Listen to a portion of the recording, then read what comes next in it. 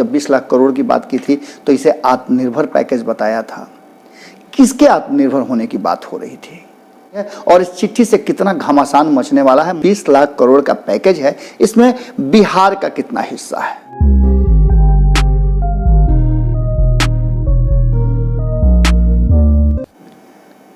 तर्कस में हैं जितने भी तीर, आजमा के देखिए, है तरकीब तो खुद चुनी हुई सरकार हटा के देखिए। तर्कस में है जितने भी तीर, आजमा के देखिए, है तरकीब तो खुद चुनी हुई सरकार हटा के देखिए। कहते हैं बाबा बड़ा लोकतंत्र है देश का हमारे। सभी कहते हैं बाबा बड़ा लोकतंत्र है देश का हमारे। तंत्र में छटपटा रहे लोग, जरा सरकार के घोषणाओं वाली किताब पलट के देखिए। नमस्कार, बहुत बहुत स्वागत है आपका अपने कार्यक्रम जिसका नाम है रातों रात। भारत लाइव लगातार आपके सामने आपसे जुड़ी हुई खबरों को लेकर के, उसके साथ साथ विश्लेषण को लेकर के, और जो कुछ भी आप महसूस कर रहे हैं उन बातों को लेकर के हाजिर हो रहा है।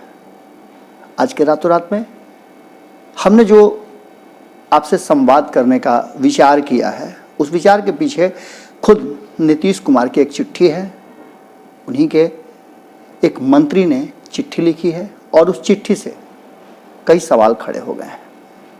हालांकि आपको पता है कि जिस तरह से एनडीए की सरकार चल रही है, 2017 से लेकर के 2020 तक, इन 3 सालों के, लगभग 3 सालों के बीच की पूरी कहानी आप जानते हैं और जानेंगे भी कैसे नहीं, क्योंकि हर पल पल की रिपोर्ट, अपडेट हम आप तक पहुंचाते रहते हैं। अब सबसे बड़ी समस्या बिहार में हैंड टू माउथ, लोगों के भोजन की हो गई है। सरकार के बहुत सारे दावे हैं, दावा तो केंद्र सरकार ने भी किया है और केंद्र सरकार ने कहा है कि 20 लाख करोड़ का एक पैकेज दिया है।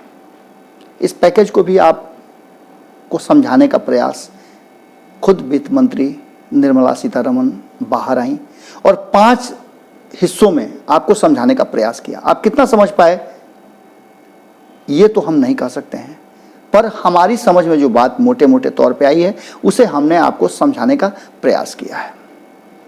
अब इस 20 लाख करोड़ के पैकेज को किस फंड से दिया जा रहा है ये तो खुद प्रधानमंत्री जी जिन्होंने घोषणा की वो बताएंगे। 20 लाख करोड़ का नटसेल भी हमने आपको बता दिया था कि इसको टुकड़ों में करके कैसे कैसे 20 करोड़ का ये पूरा पैकेज बना। कितना आरबीआई ने दिया, कई बार आरबीआई ने दिया, सरकार ने कितना दिया और प्रधानमंत्री के फंड से कितना गया, इन सब बातों को हमने आपको सिलसिलेवार समझाया। लेकिन अब जो हम बात करने आपको जा रहे हैं उस चिट्ठी की, जो हमारी समझ में भी नहीं आई थी और हमने कई बार कहा था कि हम भी जानना चाहते हैं कि वित्त मंत्री जी को और प्रधानमंत्री जी को इसे जैसे वो समझाते हैं और सब बातों को, जैसे उन्होंने थाली बजाने की बात की थी, उन्होंने खूब बढ़िया से समझाया था महाभारत के युद्ध के बारे में। उन्होंने और भी बातें बताई थी कि जिसमें महाभारत से भी बड़ा ये संक्रमण होने जा रहा है, हमारे पास एकमात्र उपाय है कि अपने घरों में हम लोग कैद हो जाएं। उसके बाद उन्होंने ये भी बात, जब 20 लाख करोड़ की बात की थी तो इसे आत्मनिर्भर पैकेज बताया था। किसके आत्मनिर्भर होने की बात हो रही थी? हमने छोटा मोटा प्रयास किया था, जो हमारी समझ में, हमारी छोटी बुद्धि में जो बातें समझ में आई, और भी कई मीडिया चैनल्स, बुद्धिजीवी, अलग अलग जो हमारे देश के अर्थशास्त्री हैं उनको भी हमने सुनवाया आपसे। माधवानंद की बात हमने की, हमने प्रेम शंकर झा की बात की, हमने और भी कई लोगों की बात की। इन सब बातों के बीच में आपने देखा होगा साफ तौर पे कि किस तरह से ये पूरा मामला बनता है और इस मामले में कहाँ कौन शामिल होता है, कितना शामिल होता है, कितना आपके हिस्से में आता है। ये बातें बहुत ही मोटे मोटे तौर पे हमने आपको बताने का प्रयास किया और इस प्रयास में हम कितना सफल हुए ये आप खुद अंदाजा लगा सकते हैं। आपके कमेंट भी हमारे साथ लगातार जुड़े हुए हैं, आप अपने विचार भी रख रहे हैं उन विचारों से जो हमें समझ में आई है, और अब इस चिट्ठी की जो बात हम कर रहे हैं वो क्यों जरूरी है और इस चिट्ठी से कितना घमासान मचने वाला है, मच भी गया है लगभग, ये भी आप समझ रहे हैं। क्योंकि भारतीय जनता पार्टी का कहना है कि ये वो पैकेज है जिससे ये देश और खास करके बिहार आत्मनिर्भर हो जाएगा। सुशील मोदी का तो यही कहना है, सुशील मोदी के साथ साथ और भी नेता हैं, उनका भी यही कहना है। इसके साथ साथ इसी पैकेज को आधार बना करके चुनावी तैयारियां भी शुरू हो गई हैं। भारतीय जनता पार्टी पूरी तरह से चुनावी मूड में आ गई है, लेकिन जदयू का कहना है कि हम चुनाव में नहीं, हम जनता की सेवा करना चाहते हैं, हमें कोरोना से भी युद्ध लड़ना है, कोरोना संक्रमण बढ़ता जा रहा है बिहार में, और इन सब बातों को लेकर के जिस तरह से पूरी तैयारी चल रही है, उस तैयारी में कहीं ना कहीं आप समझ लीजिए कि इस चिट्ठी का बहुत बड़ा महत्व है। विपक्ष लगातार हमला कर रहा है, विपक्ष भी पूछना चाह रहा है, जानना चाह रहा है कि आखिर ये 20 लाख करोड़ के पैकेज में उन गरीबों को क्या मिला जो बेरोजगार हो गए हैं, या फिर जिन्हें रोजगार की जरूरत है, जिन्हें रोटी की जरूरत है। अब इस चिट्ठी में जो कि उद्योग विभाग की तरफ से लिखा गया है, और श्याम रजक उद्योग मंत्री ने बिहार के जो हैं उन्होंने निर्मला सीतारमण जो देश की वित्त मंत्री हैं उनको चिट्ठी लिखी है, और इस चिट्ठी में उन्होंने लिखा है कि हमें जरा समझाने का प्रयास किया जाए कि इस जो आपके 20 लाख करोड़ का पैकेज है इसमें बिहार का कितना हिस्सा है, बिहार के छोटे मझोले और लघु उद्योग के लिए आपने क्या दिया है। उन्होंने इस पर बड़ी विस्तार से अपनी बात को रखने का प्रयास किया है और केंद्र सरकार से जानने का प्रयास किया है कि आप इसमें क्या दे रहे हैं।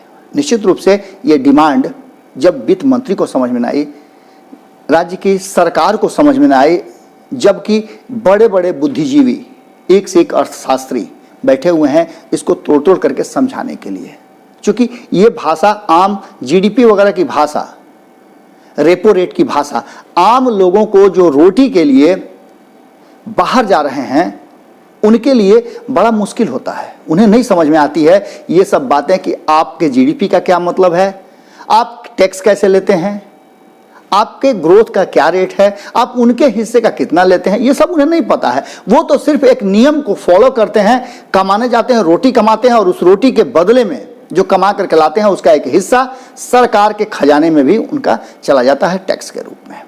अलग अलग माध्यम है टैक्स से जाने के।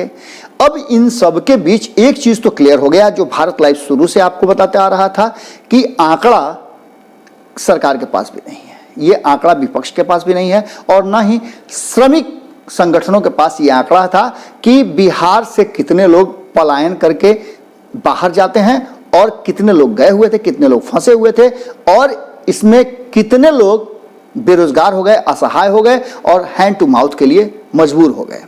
ये आंकड़ा उद्योग मंत्री के उस चिट्ठी ने स्पष्ट कर दिया है कि उन्होंने साफ तौर पे कहा है कि 1.5 करोड़ मतलब 1,50,00,000 के आसपास बिहार के लोग बेरोजगार हुए हैं, जो अप्रवासी मत कहिए, उन्हें प्रवास करने वाले बिहारी मजदूर कहिए।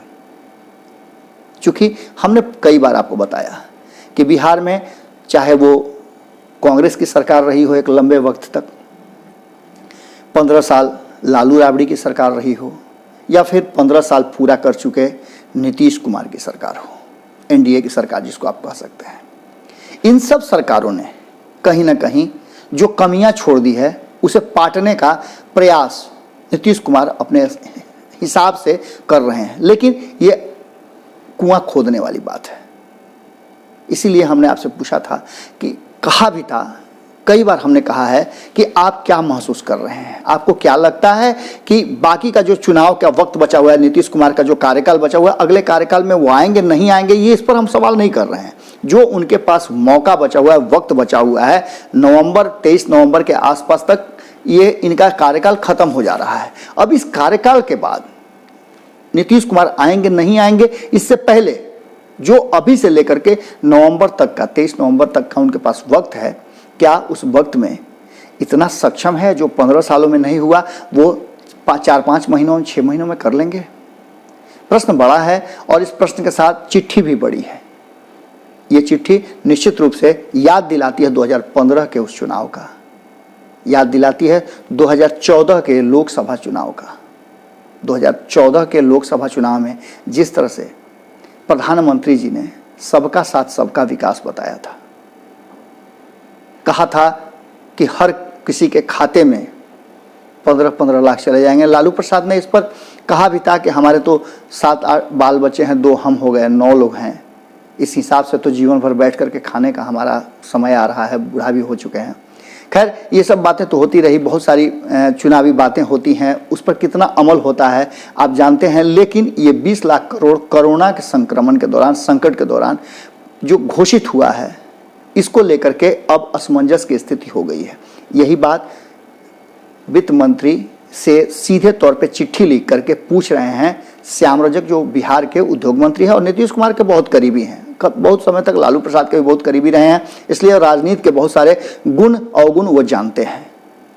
नीतीश कुमार के भी करीब रहे हैं और लालू प्रसाद के भी राइट एंड लेफ्ट में हुआ करते थे जब उनके साथ थे, तो इनको ये समझ है। और जो जिस तरह की भाषा का, जिस तरह की बात का उन्होंने प्रयोग किया कि बिहार के लोगों में असमंजस है, खुद हमारे में भी असमंजस है कि हमारा हिस्सा इसमें कितना है, इसको आप नट सेल में निकाल कर रख दीजिए। इसके साथ उन्होंने ये भी बात कहा है कि हमारे पास बहुत सारे सेक्टर हैं। उन्होंने सीधे तौर पे ये कहा है कि बिहार के 38 जिलों में से आधा बाढ़ और आधा सुखाड़ से 6-6 महीने तबाह हो जाते हैं। ऐसे बिहार में आपके पैकेज का सीधे तौर पे खुलासा हो जाना कि बिहार के हिस्से में क्या दिया है बहुत ज़रूरी था, क्योंकि चुनावी साल भी है और चुनाव में दोनों को उतरना है। अब इन सब बातों को लेकर के हम आपको बता दें कि जिस तरह से उन्होंने लिखा है कि जापानी उद्योग के टाउनशिप के तर्ज पर बिहार में भी इस तरह की कोई व्यवस्था केंद्र सरकार सोचे। इतना ही नहीं, उन्होंने कहा है कि जो हमारे पास संसाधन हैं, जो हम जिस तरह के उत्तम क्वालिटी का जो चीज़ें उत्पादित करते हैं, जिसमें उन्होंने बताया था मखाना के बारे में, जर्दालू आम के बारे में उन्होंने बताया था, इसके बाद लीची के बारे में उन्होंने बताया था। उन्होंने बताया था कि भुट्टा हमारे यहाँ बहुत बढ़िया होता, मकई की बहुत बढ़िया उपज होती है। इन सब चीज़ों को प्रोसेसिंग करके यदि हम अपने पड़ोसी देशों में सप्लाई करें, भेजें, निर्यात करें, तो निश्चित रूप से हमारा आय बढ़ेगा और बिहार का आय बढ़ेगा, तो निश्चित रूप से देश का भी ग्रोथ बढ़ेगा, देश पे भी आर्थिक उन्नति होगी। इन सब बातों को लेकर के जिस तरह की चर्चाएं चल रही हैं, जिस तरह की बातें चल रही हैं, उन बातों में ये पत्र जो है बहुत ज़्यादा महत्वपूर्ण है। और इस पत्र के माध्यम से आपको एक चीज़ तो निश्चित क्लियर हो रहा है कि केंद्र और राज्य की सरकार के बीच में सामंजस्य की कमी जरूर है, एक रूपता नहीं है और नीतीश कुमार की चुप्पी बहुत कुछ बता रही है। इन बातों की चर्चा तेजस्वी यादव ने भी की थी।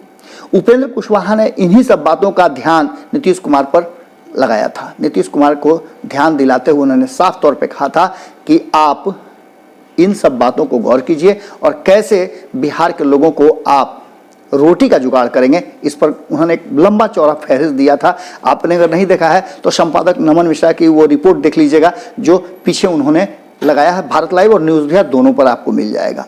अब इन सब बातों के बीच जो हम आपसे कहने के लिए आए थे वो बात हमने कह दिया।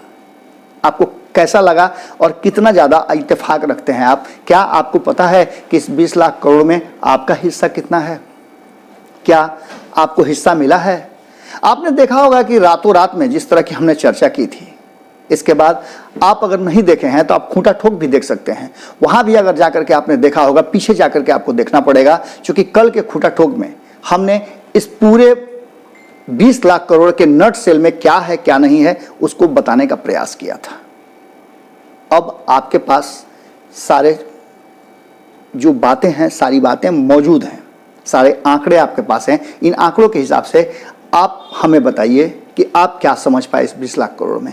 यदि आप बाहर से लौट करके आने वाले श्रमिक हैं, आपने रोटी के लिए प्रवास किया है और लौट करके अब आ गए हैं, तो बिहार में अगर आपने रोजगार की तलाश शुरू कर दी है तो आपके लिए ये खबर बहुत महत्वपूर्ण हो सकती है। अगर आपके मन में कोई विचार हो तो आप निश्चित रूप से कमेंट बॉक्स में लिखिए। यदि आप बिहार को प्यार करते हैं, बिहार के लोगों से प्यार करते हैं और बिहार के उत्थान उन्नति में आपका एक हिस्सा है, आप समझते हैं कि आप बिहार के जागरूक नागरिक हैं, तो आपको कमेंट बॉक्स में जरूर अपनी राय रखनी चाहिए। क्योंकि आपकी राय बहुत जरूरी है। जिस तरह से आप वोट देने का राइट्स रखते हैं, उसी तरह से अभिव्यक्ति की आज़ादी का भी पूरी तरह से पालन करें और अपनी बातों को जरूर रखें। भारत लाइव आपकी बातों को बहुत ही सम्मान पूर्वक देश के अलग अलग हिस्सों में और राज्य के लोगों तक पहुंचाएगा।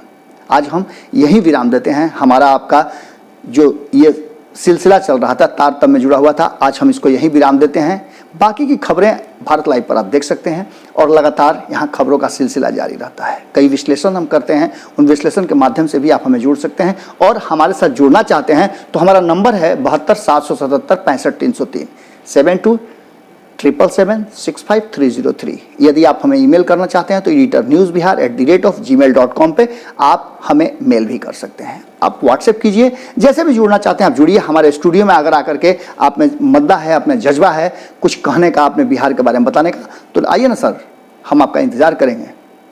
बस बहुत बहुत धन्यवाद आपका, आपने यहाँ तक जो हमारी खबरें देखी। बाकी की खबरें लगातार जारी हैं। सब्सक्राइब करने की बात एक बार फिर कह देते हैं कि सब्सक्राइब कीजिएगा तो अधिक से अधिक लोगों तक आप खबरें पहुंचा सकते हैं। बिल्कुल आप शेयर कीजिए, साझा कीजिए, चूँकि अच्छी बातें जितने अधिक लोगों तक मिले उतना ही ज़्यादा। चूँकि प्रसाद आप जानते हैं कि प्रसाद आता बड़े कनस्तर में है, लेकिन बांटा थोड़ा थोड़ा जाता है। अगर थोड़ा थोड़ा आप लोग बांटते चले जाएंगे तो निश्चित रूप से इस राज्य के लोगों में एक बात सही होगी कि वो जानेंगे कि आखिर हमारे राज्य के क्या केंद्र दे रहा है और हमारे राज्य की सरकार और विपक्ष क्या कर रहे हैं। फिर मिलते हैं, नमस्कार।